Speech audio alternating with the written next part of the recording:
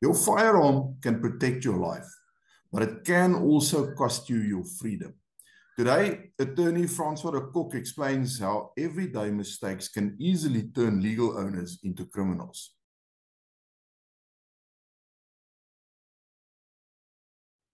Owning a firearm is a big responsibility.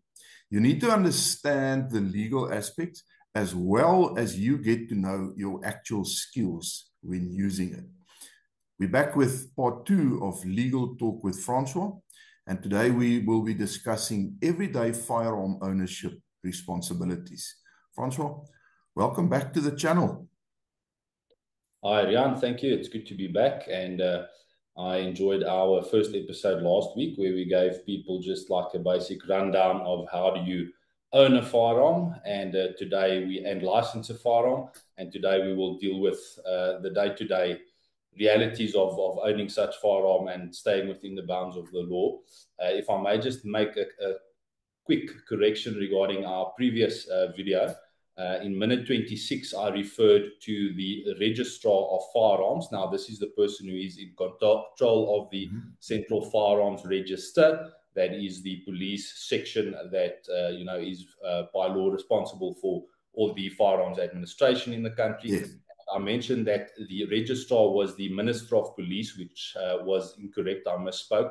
It is actually the Commissioner of Police. Of course, the Minister of Police then performs an oversight function from a ministerial side over the South African Police Service and therefore also over the Commissioner and therefore the Central Firearms Register.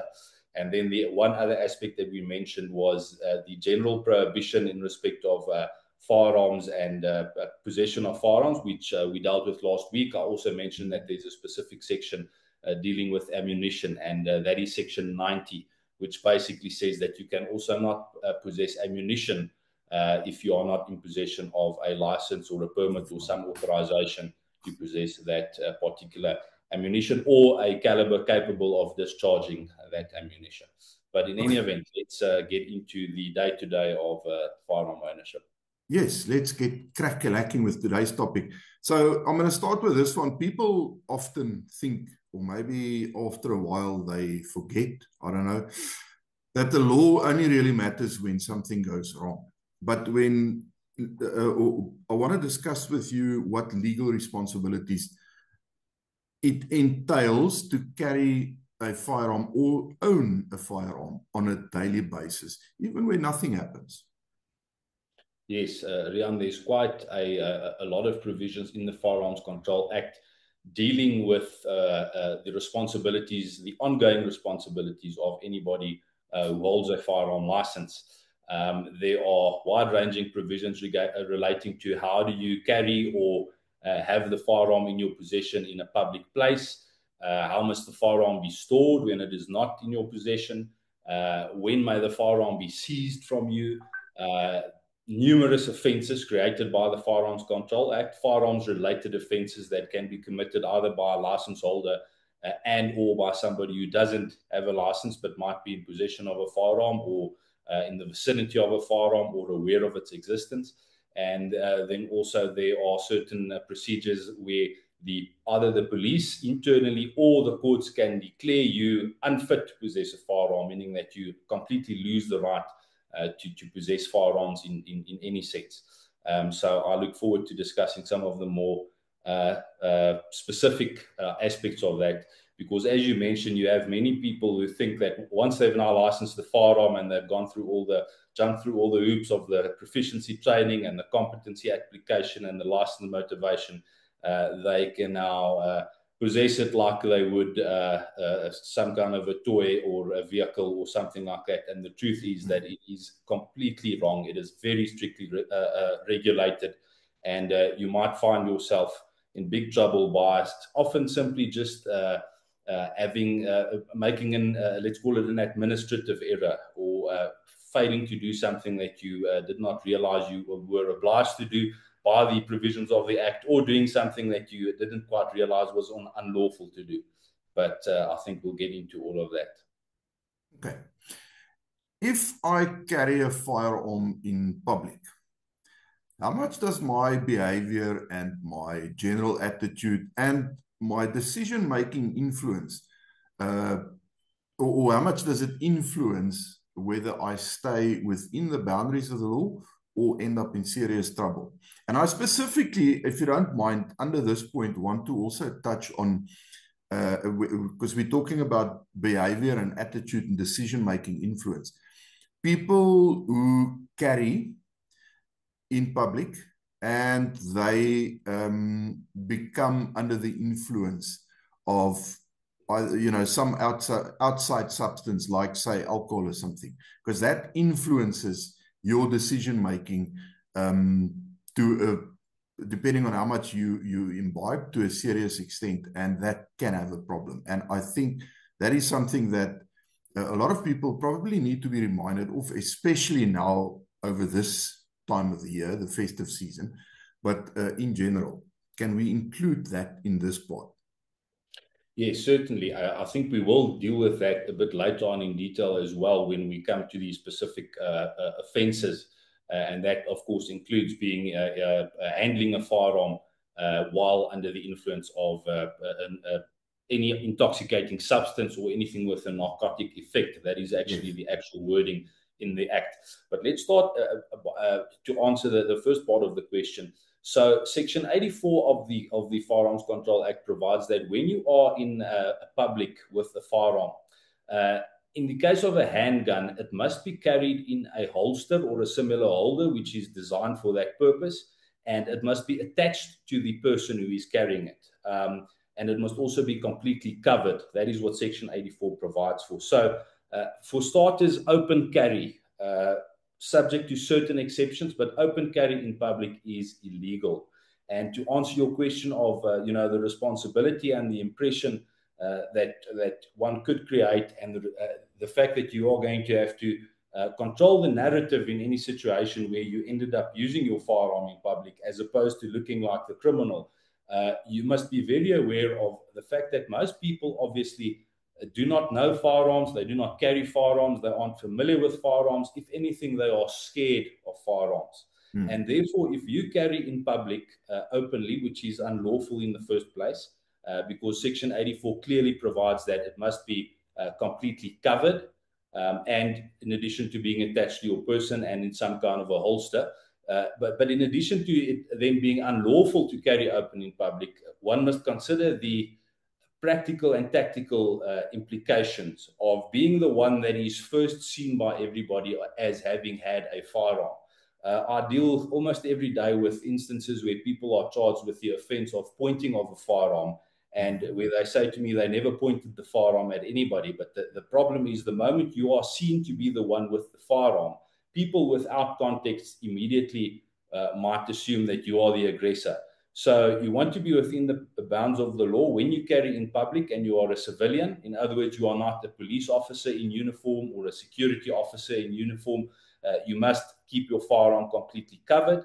And that, I believe, is also practically and tactically to your advantage in a defensive situation. Sorry, I just want to reiterate that point. If you're a civilian and you carry your firearm in public, and you open carry that firearm, you're displaying it on your hip for the world to see. That is, in other words, not a legal option. It's absolutely unlawful. Section 84 clearly provides what I've said, and we'll deal with it later on, but there is a general provision, the very first provision in Section 120, which lists all the penalties or the offences in terms of the Act. The very first one says that or provides that it is a criminal offence to contravene any provision of the Act. So in other words, if you as a civilian carry a firearm in a public place openly, which we quite often see, especially in rural areas, it's not an offence to do so on private land, and there's sometimes quite a grey area as to what is public and what is private. But if you carry a firearm openly in any public space, your charge sheet could read contravention of Section 84 read with Section 120 subsection 1, I believe, A, probably. We'll get to that later on. But that is absolutely an offence, and I have seen instances where people are actually charged with that offence. So that is as far as handguns go. In the case of the Act also provides that you may carry it in a rucksack or similar holder. So it would be lawful to have your firearm in a rucksack and carry it in there. It's debatable whether it's lawful in a handbag. A rucksack or similar holder is in many senses quite different or quite similar to a handbag, but that is what the Act provides. And in the case of any other firearm than a handgun, it simply provides that it must be in a holder designed for that purpose. So your rifle must be, or your shotgun or whatever it is, must be in some kind of a bag and completely covered. Even though it might be obvious to someone that it is a firearm, it must be completely covered, and you cannot open carry that either. So I think that covers the broad aspect as far as how do you deal with your firearm when you are in public. I think in our next episode, we'll deal with some more specific aspects, and we'll answer the question as to when you are in your vehicle, for instance, is it lawful to have your firearm in your cubbyhole or in your door or something like that? Yes. Also, that's quite a conundrum as far as practicality and tactical risks go, but I'll stick to the legal stuff. We are in episode 3, we will specifically be doing some questions and answers around some questions that basically never seem to go away. Yes. So that Francois can shed some light on those for you. All right, we've now decided that we'll do when it comes to your behavior, and so when we discuss the section 102 and 103. So let's go on to storage now. It sounds pretty simple, but it is a big cause for legal action against firearm owners. What mistakes do gun owners commonly make when it comes to home and vehicle storage? Because that can put you at risk. Yes, absolutely, Riaan. So Section 83 of the Act provides that firearms and ammunition must be stored in the prescribed manner. And that refers to the firearms control regulations. Now, that is basically an extension of the Act in a certain sense. The Act says that the Minister of Police may make certain regulations to give further purpose and direction and execution to the contents of the Act. And indeed, there are extensive regulations that therefore also form part of the Act or form an extension of the Act, even though they are inferior to the Act in a certain legal sense, but they have absolutely binding legal power. And then in the regulations, you'll find in Regulation 86, it sets out how firearms must be stored. Now, this regulation basically says that whenever a firearm is not under your direct or physical control, it must be stored in such a prescribed safe. And this safe or strong room must conform with certain SABS standards. In terms of the design of the safe, certain safety features, the manner in which the locking mechanism works, the hinges work, and it must be attached to a fixed structure. So typically you would buy a safe that complies with those SABS standards, and it will be installed into your wall and or into your floor with certain size roll bolts, etc. And now we mentioned in the previous episode that the police are actually supposed to come and inspect your safe when you apply for your competency certificate. Some do, some don't. And I've seen many instances where they approve or are satisfied with a safe which doesn't truly comply with those requirements. You often see people buying certain safes at their local, I don't want to mention names, but let's say at their local builder's warehouse or whatever it is. And some of those safes might not actually comply with those standards, meaning that if your firearm gets stolen from within that safe, or that safe gets stolen from out of your property and it wasn't properly installed in the prescribed manner, you could be criminally liable.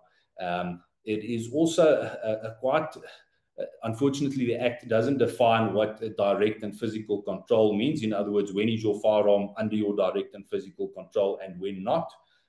There's also an offence relating to negligent loss of your firearm in circumstances where it wasn't stored in a prescribed safe, or when you failed to take reasonable steps while it was under your direct control. Those exact words are not defined, But if you look at the intention of the whole act and let's call it the vibe that the whole act creates, it's very clear that the intention of the legislature was to control the possession of firearms very, very strictly. So I would say, as a practical and a legal matter, your firearm must either be locked in this safe, which complies with all of these standards, or it must be on your person or under your direct control. There are, for instance, instances where, let's say, you are on the shooting range and you supervise a family member or a friend shooting with your firearm, which is completely lawful to do.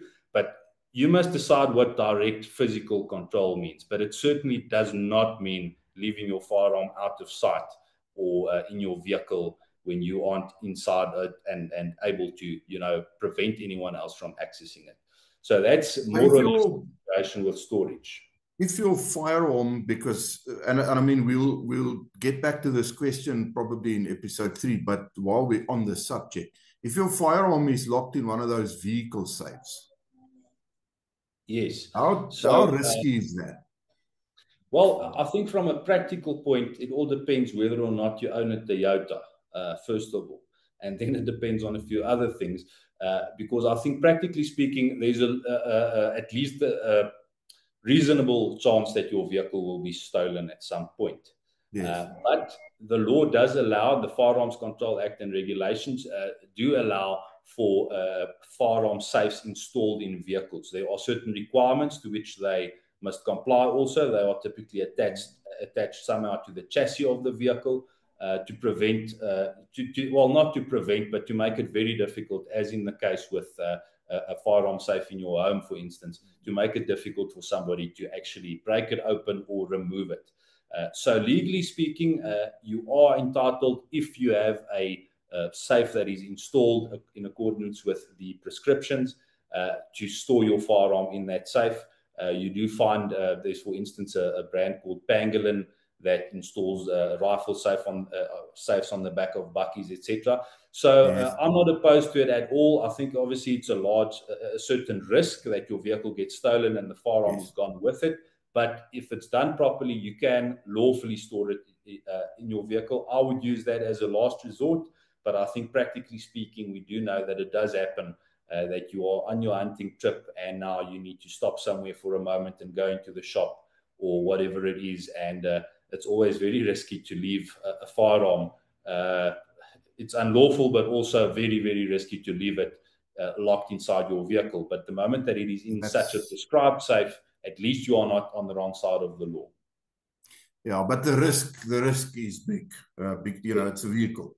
Vehicles yes. get stolen. Absolutely. Even fancy vehicles get stolen. I mean, these guys know every single trick in the book. So I've just always thought my yes. idea on that has always been, it's just something that I would never consider doing. The problem is, Rian, that sometimes many people who might carry a firearm, not only when they go hunting, but on a daily basis, from time to time go into places where you cannot lawfully or practically go into with a firearm, where they have scanners, etc. And they quite often do not have safes available, or the safes that they have available do not conform with the standards like we've discussed. Or in another sense, it's unlawful because they have a spare key to the safe and now you don't have exclusive access to your firearm, which you are supposed to do. But there are instances where I do think, as a last resort, a vehicle safe has a place. But to get back to you saying how easily they steal vehicles, Rian, I often deal with criminal matters where firearm owners are charged with having lost their firearms in circumstances where they weren't, properly stored. And the most typical example is when people leave their firearms in their vehicles.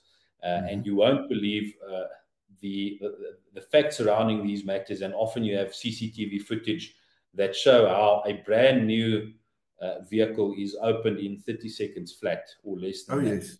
And believe me, when that happens, the police spend very little time chasing the thieves, and they spend a lot of time prosecuting you as the firearm owner, because, by the way, you are legally obliged to report the loss within 24 hours. Yes. Okay, Francois, let's talk about seizures of firearms. What are the lawful grounds for that in general? And how should a gun owner respond in that moment to avoid making things worse? So, Rian, perhaps as an opening remark, I can say that there is a very wide net that the police can lawfully cast to search or seize items, including firearms. And in practice, you find quite often that they bestow upon themselves a even much wider authority than what they actually have in terms of law. So the long and the short is it happens very easily and very quickly for your firearm or firearms to be seized, and it's then quite a story from there. You can imagine that they don't seize them and then just give them back to you the next day without a lot of other legal processes often accompanying that process. So the Firearms Control Act provides that Chapter 2 of the Criminal Procedure Act, which essentially gives the police their wide-ranging search and seizure powers, that that chapter will also apply in terms of or in respect of firearms. And the Firearms Control Act also has provisions, its own specific provisions in that regard. And then also it provides that the powers conferred upon police officers in terms of the South African Police Service Act will also apply in situations where firearms are the subject of the matter. So in terms of Chapter 2 of the Criminal Procedure Act, essentially the police can seize any item which is involved in, or they reasonably believe that it is involved in the commission of an offence. And then also they are technically supposed to seize that with a warrant, unless you consent to the seizure, or if they believe on reasonable grounds that they would have been issued a warrant had they applied for one, but the delay in obtaining such warrant would defeat the purpose of the search. In other words, a police officer stops your vehicle and he must have a reasonable suspicion that seizure and search and stopping, that's all different aspects of a certain process. But the long and the short is the police are supposed to have a warrant, but in circumstances where they believe they don't have time to get a warrant because you'll disappear or you'll get rid of the evidence, they may seize an item if it is involved in, or they believe on reasonable grounds that it is involved in the commission of an offence, or that it might afford evidence of the commission of an offence, or that it's intended to be used in an offence. So that already is quite wide, as you can imagine. And as I say, in practice, you often see that they simply seize firearms. I see many instances where a person might be involved in an incident with a particular firearm, and not only do the police then seize that firearm, they stop at his property and seize all his firearms, or they have him bring in and surrender all his firearms. And like I said, before you get those firearms back, if you get them back, a lot of different things happen. The Firearms Control Act, specifically in sections 111 to 116, deals with seizure. It also deals with ballistic testing. It basically provides that if the police believe that the item, is a piece of evidence in connection with a certain crime, and they believe that ballistic testing could be valuable, then they may send the firearm for ballistics. But what you see often is that whatever firearms they seize, they send to ballistics more or less as a standard practice. So quite often the police, like I've said, will seize firearms, send them for ballistics, retain them, whatever it is, without actually having a lawful basis, or the lawful basis might have fallen away. Let's say you were charged with a certain offense, but you were acquitted, or the matter was withdrawn on the merits, or whatever it is, and now they still retain your firearm. And then often follows a Section 102 fitness inquiry, which we'll get to later. So, except in basic terms that the police can seize your firearms for many reasons, what I would say, practically speaking, if you are involved in a situation where your firearm was used in the sense that it was seen by others, it was drawn, it was brandished, it was pointed, it was fired, whatever it is, you must accept that firearm is a piece of evidence in the investigation. And you must, I mentioned earlier, controlling the narrative in a shooting incident and not looking like the aggressor. Now, in that instance, you must decide to what extent you want to resist aspects relating to handing over of your firearm. What you can also accept is that if you are arrested, your firearm will be seized, either as prisoner's property, in other words, like they would do with your wallet or your cell phone. They're supposed to lock it in to a safe and give it to you back later. But typically you'll find that a firearm is booked into the SAP 13 store, meaning as an exhibit, whether it's actually supposed to be an exhibit or whether it's going to be one or not. And it's often a story to get it out of there, like I've said.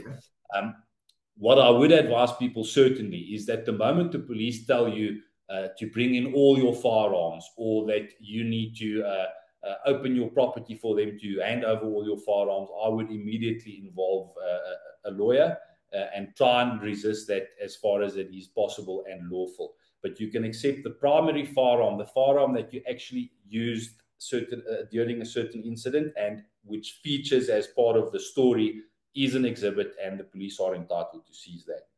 And they will most likely ballistics, and it will be stuck there for many, many months. You're not talking physical resistance, right? Say again? You're not talking about physical resistance. No, absolutely not. Look, it's very hard to give practical advice as far as how to deal with the police in a particular incident, because it's such a dynamic situation and there are a million possibilities. But if I could help it, I would politely and respectfully resist handing over my firearms. I would not resist handing over a firearm that was involved in a certain incident, because the police are entitled to seize that. And even if the police wanted to seize, or they were to pitch up at my home and say I must hand over all my firearms, knowing that they don't have a legal basis to do so, you would have to decide to what extent it's practical and useful to try and resist that. In theory, and you are entitled to resist illegal activity and entitled to resist illegal arrest, but that is, of course, in the eye of the beholder. So, yes, that's an individual decision based on individual circumstances. Okay. So last but not least, let's move on to those nasty little buggers, sections 102 and 103, and talk about the offences. These two sections can, and I think it's safe enough to say that they do end firearm ownership for many people. Can you explain what these sections actually mean and how easily a firearms owner can trigger them without even realizing it, which is not an excuse, by the way? Yes, absolutely, Rian. Let me start with that comment to say that it's not an excuse. Now, the question is whether ignorance is a defense in law, and there's no straightforward answer. In some instances it is to a certain extent, and in some instances it absolutely is not. But I would, if I had to formulate a general rule, I would say generally it is not a defense. And I can guarantee you, if you are standing in the dock and you are being cross-examined, the first question is going to be whether or not you have a competency certificate. And therefore, the court will accept that you, as a person who owns a license and has a competency certificate and went through the proficiency training, that you are not ignorant of the law, because you are deemed to be aware of it and you are required to be aware of it. And in that sense, your ignorance is certainly not going to save you. So it's, the only solution is awareness, and that is what we are hopefully promoting by this, by having this whole video series. Let me perhaps first briefly deal with the offences. Now, we've made reference to Section 120 of the Act, and the offences are very, very wide-ranging. I'm not going to deal with all of them, but just to maybe give you a few of the basics. Obviously, like we mentioned, there is a blanket provision to say that it's a criminal offence to contravene any provision of the Act. Now, generally, it's not a crime automatically to contravene or to not comply with a certain section of a certain law. It might be that the law is created to give direction or to give application to certain things, or it might expose you to fines or to civil liability if you were not to comply. But typically, we call it the legality principle. That requires that before something is punishable as a crime, there must be certain ingredients in an act And one of that is that there must be, it must be expressly stated that you may not do so and so, or you must do so and so. And if you fail to do so and so, or if you do so and so, it will constitute an offence. And if convicted, the following penalty or penalties within the following sphere or whatever it is may be imposed upon you. Now, this blanket provision, the first one in section 120, says it's a criminal offence to contravene any provision, thereby including every single sentence in the Firearms Control Act as something that you must do or must not do, depending on what it says. Otherwise, you might be committing an offence. Where, like I said, with most other acts, there are only certain sections that might be punishable if you were not to comply with them. All right, so there's that. Then, obviously, possessing firearms or ammunition without a license, permit, or authorization. Being aware of the existence of firearms that are being kept unlawfully or ammunition and failing to report that is an offence. Causing injury or damage due to the negligent handling or discharge of a firearm or endangering somebody's life is an offence, even if nothing necessarily happens.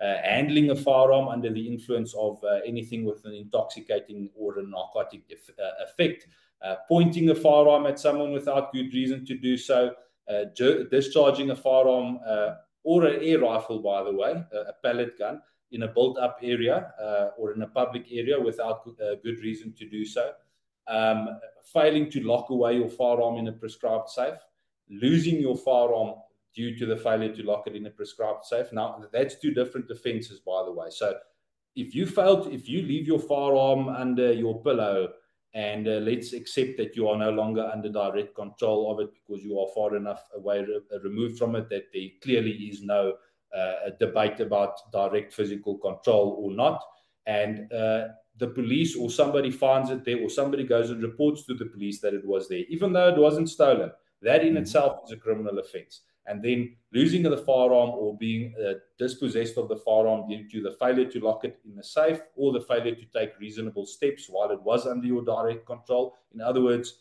just allowing someone to take it from you without, taking certain precautions or resisting or whatever it is, or not exercising control over the key, not having the key in safe custody. All of those things are offences. To supply any false or misleading information to the police in any application for a license or a competency certificate is an offence. To alter any contents of a license or to perform certain work on a firearm without being a gunsmith. There are a long list of offences that you could commit. All right. Now, the question is, what happens if you do commit one of those offences and you end up being charged and you end up being convicted?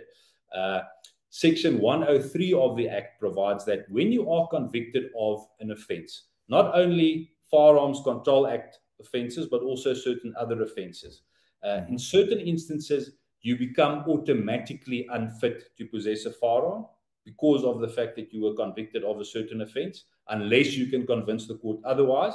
And then with certain other offences, the court has a discretion and needs to decide whether you remain fit or not.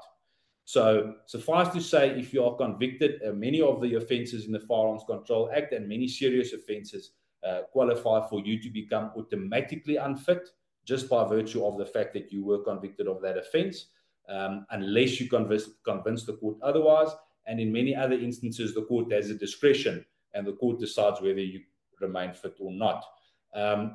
Then Section 102 of the Act. Now, this has nothing to do with criminal prosecution. This is a fitness inquiry into your fitness to possess a firearm by the police itself. Now, this can happen related to or in connection with some criminal investigation against you, but the police don't need to charge you with an offence, or there doesn't need to be a pending criminal case against you for such an inquiry to be held. Basically, all that needs to happen is the police need to have a statement under oath wherein certain allegations are made against you. Now, that's actually a closed list. So for whatever reason, there's only a specific number of allegations that qualifies for such an inquiry.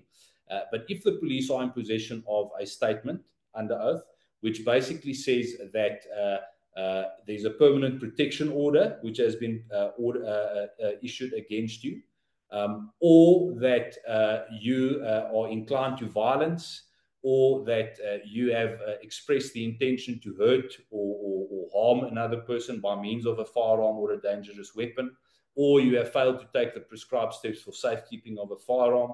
And I think that's more or less it. But there's a close list in Section 102 itself. And if the police have any statement under oath obtained in whatever circumstances saying that you did X or Y or Z, then the police hold a Section 102 inquiry on station level. So they are supposed to serve you a notice in person. Quite often they don't. They simply phone you and tell you to come to the station. You are entitled to be represented, to cross-examine the witnesses against you, to present your own case, etc.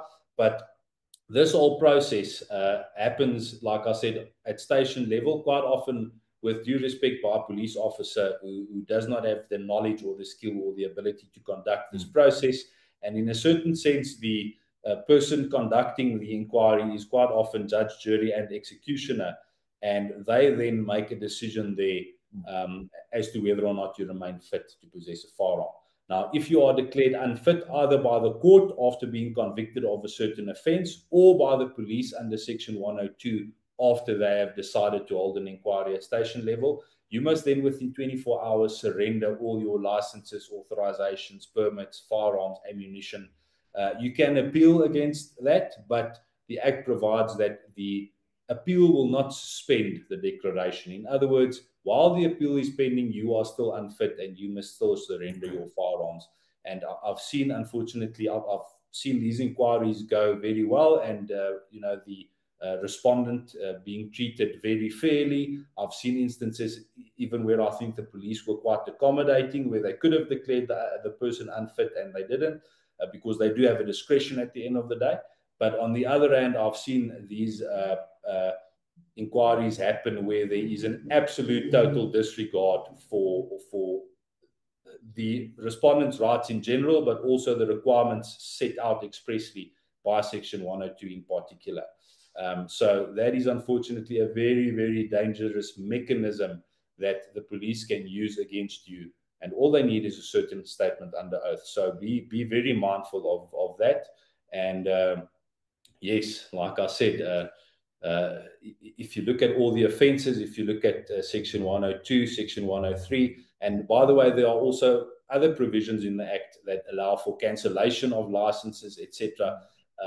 Then I think anybody who thinks that it's easy to own a firearm, or that firearms aren't regulated strongly enough in South Africa, they are living in a fool's paradise. But I must say, in the same sense, that many firearm owners, with respect to live in a certain fool's paradise by being completely unaware of everything from open carry to how to store your firearm to the possibility of a 102 inquiry and everything in between. So, like I said, I think the only solution is to be informed as far as possible. Okay. Yeah, that last part is unfortunately in many cases true, and we see it. We see guys. I saw a guy now not long ago, can't remember where this was, in some shop, open carry. And I was highly tempted to point that out to him, but he's got a firearm on him. I can see it. I'm just gonna keep quiet. If a policeman sees him and takes him on, let them do it. I'm not gonna do it. I don't know what's going on in his mind. Maybe he's having an off day and he decides to have words with me. I'd rather not. But, I see this and I just shake my head. And that is sometimes probably a bit of arrogance, and which is highly misplaced, and oftentimes completely not being informed. And that onus is on you. Francois, I'm going to end it there. Owning a firearm is all about discipline. Learn the law, respect your responsibilities, and decide what kind of gun owner you want to be. As always, if you like the video, please click that like button for us. It helps tremendously. Subscribe to the channel, help us grow it, and smash that bell icon. so you can get notifications of all our new videos coming out. And again, if you are interested in any of the training, there's a link to the loan operator training services in the description below. Check it out, and we look forward to meeting you on a range in the new year. Francois, once again, thank you so much for sharing all of your knowledge with us. And I look forward to part 3, where we will be dealing with some frequently asked questions. Yes, thank you very much, Riaan. As you mentioned earlier, there's a long list of questions that keep coming up, and pertinent questions, important questions, and you always have also the unique ones that makes us all think a bit further and a bit deeper, which is the whole point of the exercise. So thank you for that, and I also look forward to the next episode.